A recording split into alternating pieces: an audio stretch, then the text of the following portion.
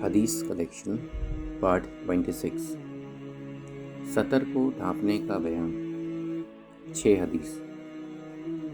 بسم اللہ الرحمن الرحیم۔ السلام علیکم دوستو، آج کی ویڈیو میں ہم سطر کو ڈھانپنے کے بارے میں 6 حدیث بیان کریں گے۔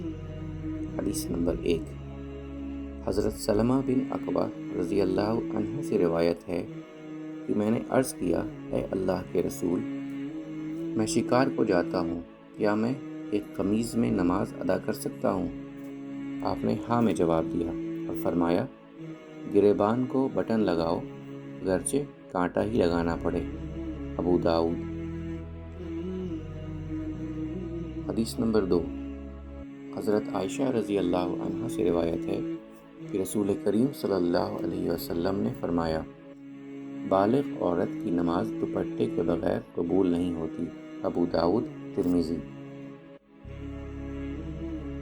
حدیث نمبر 3، حضرت ابو ہریرہ رضی اللہ عنہ سے روایت ہے کہ رسول کریم صلی اللہ علیہ وسلم نے نماز میں کپڑوں کو کندھوں سے لٹکانے سے منع کیا اور اس سے بھی منع فرمایا کہ کوئی آدمی نماز میں اپنا منہ ڈھانپے۔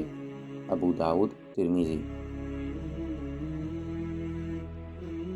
حدیث نمبر 4، حضرت ابو سعید خدری رضی اللہ عنہ سے روایت ہے کہ ایک بار رسول کریم صلی اللہ علیہ وسلم صحابہ کرام کو نماز پڑھا رہے تھے۔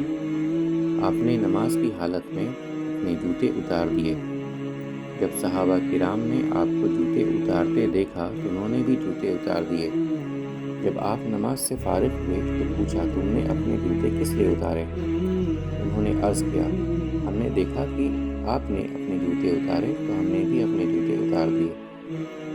رسول کریم صلی اللہ علیہ وسلم نے فرمایا، میرے پاس تو جبرائیل علیہ السلام آئے تھے، انہوں نے مجھے بتایا کہ آپ کے جوتوں میں نجاست گندگی لگی ہوئی ہے۔ جب تم میں سے کوئی آدمی مسجد میں آئے تو اسے چاہیے کہ وہ اپنے جوتے دیکھے، اگر وہ اپنے جوتے پر کوئی نجاست دیکھے تو اسے چاہیے کہ وہ اس کو زمین پر رگڑ کر صاف کرے، پھر انہیں پہن کر نماز ادا کر سکتا ہے۔ ابو داؤد۔ وضاحت، اگر جوتے پاک و صاف ہوں اور فرش بھی کچا ہو تو انہیں پہن کر نماز ادا کی جا سکتی ہے۔